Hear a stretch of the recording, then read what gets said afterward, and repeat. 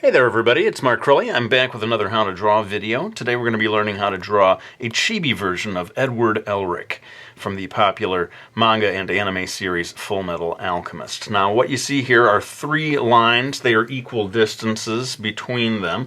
For those of you who would like to know what those distances are, about 2 inches between each line, or in centimeters, just around 5 centimeters, maybe a touch over between each of those lines. But as I always say, you don't have to make them the exact same distance as I do. You could make it larger just as long as they're the same distance between them. Well, let's go ahead and get started with a few basic guidelines. All right, so I've drawn a circle here that goes between these two lines. That's going to be for the head. And then here, this line is going to be for the eyes. The upper lines of each one of the eyes will rest upon this line. Now, you'll notice that it's just a tiny bit tilted. I want his head to be tilted just a touch to one side. But pay attention to the distance here. You know, this is about 1/3, maybe a shade more than 1/3 of the distance from one side of the circle to the other. I want to make sure you get that where it needs to be. Well, let's go ahead and draw the arms here and then also the rest of the body. Okay, so you can see a sort of unusual elongated oval shape here. My idea is that I'm going to have that classic pose where Edward is, clapping his hands together in front of himself, and so I've sort of created this method of drawing that, and these two lines here will be the cuffs of each one of his sleeves. As for the body, I would say the key thing to pay attention to is that his feet do not quite reach this bottom line, and so what that means is that his whole body is not even as tall as his head, which I think is kind of fitting, actually, not just for chibis in general, but especially for Edward Elric, who is often mocked for his diminutive stature. In any case, I want to go ahead and draw just a few more guidelines. Let's do the eyes, basically, the eyes and the mouth. All right, well, I would say the main thing to pay attention to with the eyes is the shape. You get a very gently curving upper line. Then this point over here, quite high up on the edge of each eye, then curving down and trailing off as it reaches the sort of the area beneath each one of the irises. Then I've decided to give him a sort of a sassy expression, creating that by these sort of angry-looking eyebrows and then a bit of a smile there on his face. Well, happily we only have a couple of more things to do in terms of guidelines. I'm going to get some rough guidelines for the hair as well as for his long coat. All right, well, one nice thing that happens with Ed's hair is that there's a sort of an M that forms right here, and that is because you've got the two sides of his hair, parted down the middle, and if you want, you can go ahead and just draw the line here for the top of his forehead. But, having that M there that nearly touches the top of the circle but doesn't quite is a nice little guideline. Then I got two lines here. There's going to be actually a bunch of extra lines that come in for delineating his hair. And then over here is going to be his braided ponytail. And basically for the coat, you could do any number of things. I've decided to have it kind of blowing off to one side, a little windswept, dramatic pose there. I suppose the main thing that you want to pay attention to is the length of it. It is, of course, longer than your average coat, but you don't want to go crazy and have it go all the way down. He would be tripping over it as he tries to do battle with wrongdoers. In any case, let's go ahead and start getting into some real-time drawing here. But before I do that, I think I need to zoom in and get a little closer in on the details of the head. All right, well, we're going to get into the real-time drawing section here. That means we can tell Old Man Time-Lapse to go away. Old Man Time-Lapse, what are you still doing here? Get out. We don't need you no more. Don't need me. This channel wouldn't exist without me. Sorry, I periodically drink too much coffee. I don't know what it is. Anyway, I'm going in here and doing some lines here that show the underside of each one of these giant swoops of hair, and I'm going to take this line here that was one side of the M and sort of imagine it as one big sort of, what do you call that? One big band of hair. You would think I would know these words by now. How many hundreds of videos have I done? But make sure that this goes well above this top line, because what's going to happen is this circle of the head is not the actual circle of the hair. And we will actually be making the hair considerably larger than that first circle. So I'll go over here and kind of make it just the mirror image over here of the one that we just drew. So I guess you could sort of start to look like a bird or a seagull or something in a way. But one distinctive thing about Edward Elric's hair is this one unruly piece of hair, strand of hair that just pokes up here. You see this in pretty much every drawing of Edward Elric, tilting off to the left. His right, I guess, would be, but our left, curving off in that direction. And once you've got that in place, I suppose I'll come down here and start indicating a few different strands of hair. Beginning with the one that's sort of closest to us, and then you can proceed to draw other strands that come in behind that one. As I said, you are actually going well outside of that first circle. I would, for me, I'm going to say about 3 strands here. And I know it's getting a little hard to see here. I'm going to erase the circle so that you can see what I've done. You end up with about 3 strands of hair, spiky strands of hair down here. And maybe you could use this line down here, this middle line, as your guideline for where maybe the longest strand of hair should stop. How about that? And then very often there's maybe one other little strand of hair that's popping off in this direction. It's popping off. It's popping off of his head and rolling down the sidewalk. But this is what I was telling you about, that there's the initial circle that we drew. And then the actual extent of his hair is coming behind this sort of seagull thing that we were drawing before. And so, yeah, you have to pay attention to the distance between these two. And, yeah, as you can sort of see, what's going to happen is that this line is going to get erased. Let me go ahead and I'll do, because this is almost the mirror image, I'll do this part in time-lapse. See, you needed me after all! We'll be right back.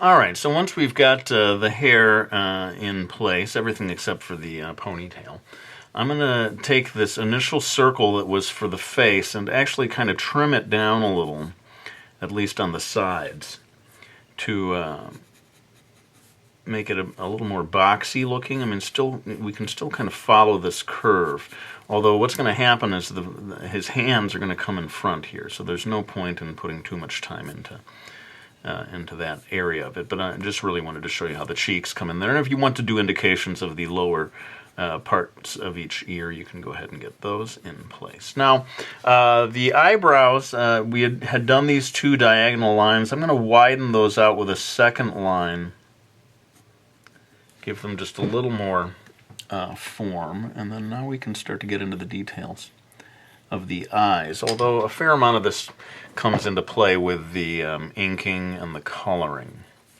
later on. But basically what I'm going to do is take this, I'm going to thicken up these lines here. He does have fairly thick outlined eyelash lines, I guess you'd call these. And then I'm going to put in a little dot for the pupil of each eye. And then one thing, and this will come out with the inking process, but each one of these irises is outlined in a pretty thick way. Although I'm going to leave a little bit of a gap over here for where a highlight will be eventually. One thing that I'm going to do with this video that's a little different from many of the other ones is that for coloring, I'm going to limit myself to colored pencils only. No gouache, can you believe it? No markers, no watercolor. It's just going to be only colored pencils for this one. And so now I guess we can move on to, let's go ahead and tackle the ponytail here. Drawing braided hair is pretty complex, and in fact I've created my own separate video that deals with that. And I'll put a link maybe right about here. Right about here. And that link is an annotation link. You may not see it if you don't have it switched on, but I'll put a direct link in the info box. That video will walk you through my process of drawing braids. But, you know, consider this a little review for those of you who already know that video. I've drawn the end bit of it first, where the strands of hair have been tied together. And then my technique, what I've developed is sort of a funny system whereby I draw a sort of a thick check mark that is a little longer on one side than the other. And then I keep repeating this sort of check mark pattern. And in fact, because he's chibi, I don't know if we have much more space for anything beyond just 3 of these big thick check mark things. And once you've got these check marks longer on one side than the other, then it becomes a simple matter of extending that line right across like so. And that creates this nice little braided pattern. And I'm going to refine that in the inking section, but we can go ahead and erase a little bit of these initial guidelines so as to make that a little clearer. And now let's go ahead and do these hands. You know, he's got them clasped together, and so I'm actually having the hands a little higher up than this initial sleeve. You know, it creates the feeling of the cuff kind of hanging down a little bit, and then come up here to draw the fingers, because we're sort of seeing the hands from the side. I made sheet a little in there to show just a little of the upper edge of one of the hands, but otherwise, because you're seeing it from the side, you're not going to see the details of the fingers so much. Now, I didn't see a whole lot of people decide to do this, but I've decided to do it. Dadgummit. And that is to show his black collar, sort of shirt collar, coming up in front of his face. Just a little bit overlapping there, because I saw a lot of illustrations of the real full-size Edward Elric where these cuffs did in fact come up so high on his neck that they overlapped the bottom of his jaw to a certain degree. And I'm just going to go ahead and finish in here. This will become clearer when we get to the coloring stage, what's going on here. But this is like a black trimmed area. Let's go ahead and... This part will be all inked in black, and you leave the edge of it white. I hope this is showing up in the video. A little hard. I can't zoom in any more than I've zoomed in. But this area over here is just going to be all red, as is the cuffs. Now I'm going to go ahead and erase this lower guideline here, because we're going to start to get into the details of the rest of his costuming here. Now you can't see it because of his hands, but this part of it, I don't know if it's his shirt or sort of like a inner coat, but there's a clasp right here, and so it's wide open at the bottom, and so that's why you have to sort of get these two tilting off in opposite directions. And there's going to be this white border that is an extension of what you see here. Now, let me go ahead and do this while we're down here. I told you that the coat was going to be sort of billowing off or blowing off to one side, and so I'm putting in some extra lines here to indicate that. And that we'll really see this inner coat most clearly on this side, the way I've decided to do it. It's really quite complicated, actually, in terms of chibi illustrations. There's so many little details to do, so my apologies, but I'm trying to do justice to the real Edward Elric here, and there are a lot of little interesting details to his clothes. So I've just erased this initial guideline of his body so as to make this side of the coat come in front, so partially concealing that inner coat that we will be defining a lot more by way of inking and coloring later on. But a very important part of his design is the belt. Let me refocus because we're getting closer to the bottom of the drawing. All right, so he's got quite an interesting belt and fairly complicated, unfortunately, for those who don't want to spend a lot of time working on this drawing. But it's like a double belt. There's a brown lower section, and then on top of it is this higher section that really is the more belty beltian part of the belt.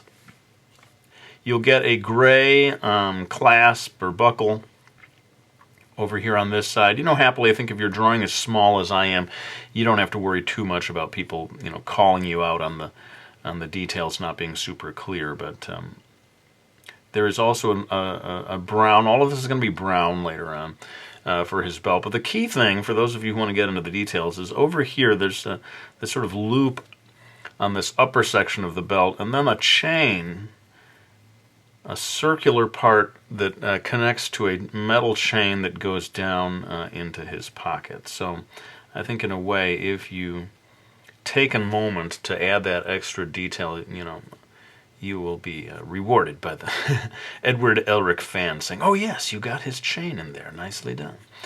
And then we are coming down towards the bottom here. There is actually one final detail with the coat. His on the opposite side, on the back, it does split into two parts, so you may want to get an indication of that in there, the way it divides.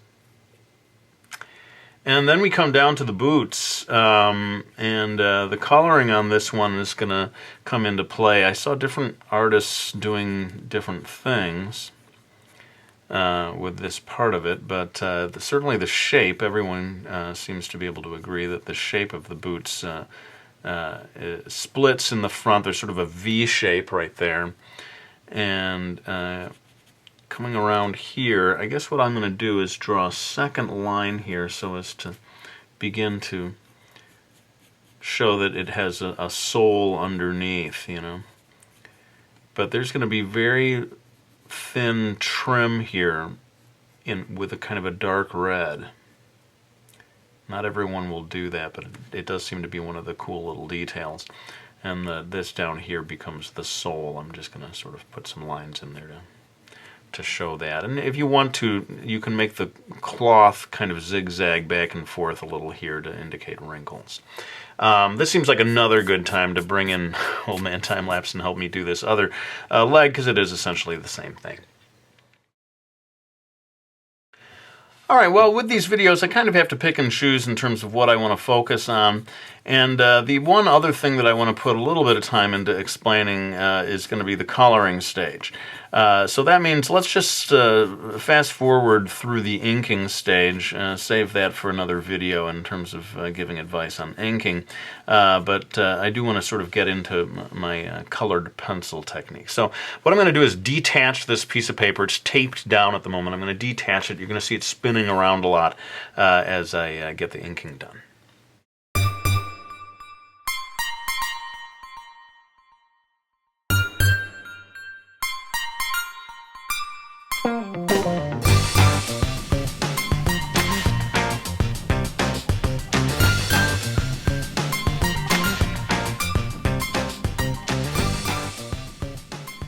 Alright, well, I got all the inking done, and you saw me at the end there with the eraser getting rid of the pencil lines. Just want to sort of underscore how important that is to do, especially if you intend to color with colored pencils, because the ink, so long as you let it dry, shouldn't give you any troubles, but those original pencil lines, if they're still around, they will blend sometimes with the colored pencil and discolor it, and you know, you'll be struggling against that. So it is worth spending a little extra time to fully erase. Now, coloring is a very time-consuming process, and this video is long enough as it is, but what I'm going to do is I'm going to begin coloring. I'm going to go about halfway through my coloring stage. I'm going to take a quick little break to give you some pointers about the effects that I'm achieving, and then sadly that'll kind of have to be it for this video. So let's go ahead and do about half of the coloring right now.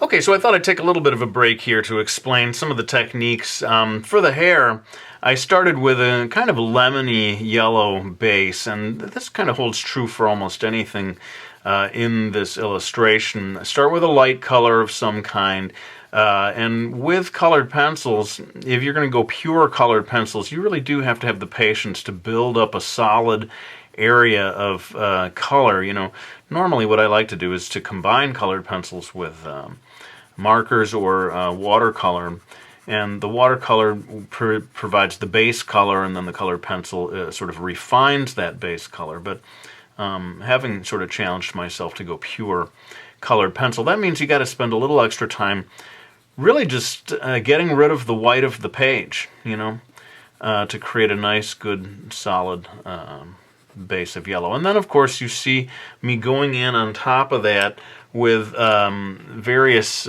shades of brown.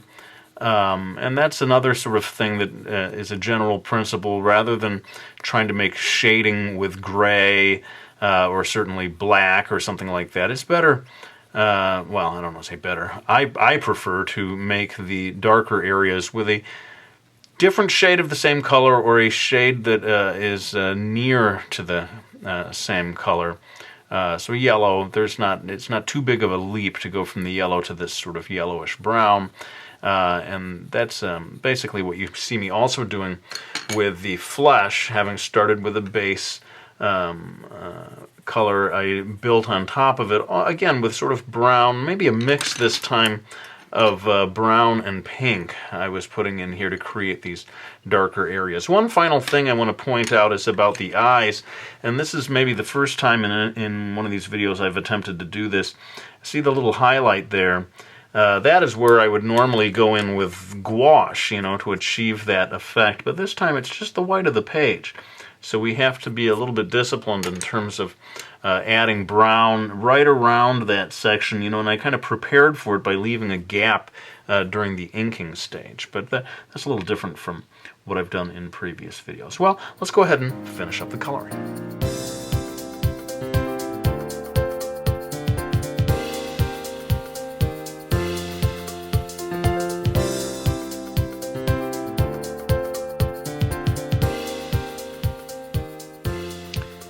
Alright, well that brings us to the end of the coloring. Just a couple of other tips I could give you. One thing is to focus on contrast. You want your darkest areas to be good and dark, and that generally just requires putting a lot of time into building up, as I'm doing right here, these darker browns, so as to contrast with the lighter areas of the drawing. Another thing is notice how this drop shadow includes quite a lot of purple and blue. That's a sort of age-old technique for making just an appealing looking shadow. It tends to look a little more interesting than if you just use gray or a black. But let's go ahead and thank anyone who has supported me by getting any of my books. We got Miki Falls and Brody's Ghost, my graphic novel series, as well as Mastering Manga and Mastering Manga 2, my How to Draw books. I'm always so grateful to those of you who get those books. I've heard from people who've picked up almost every one of them, which is just kind of amazing to me. So I can't end this video, however, without grabbing this pink pencil and giving him his Edward Elric blushes. I gotta say though, when I looked at most of the drawings of Ed in Chibi form, I didn't see too many of them with blushes, but I'm just fearful as to what my viewers would do to me if I forgot the all-important blushes. But I guess that means I can finally lay down this pencil. I want to thank you all for watching this video. I hope you enjoyed it, and I'll be back with another one real soon.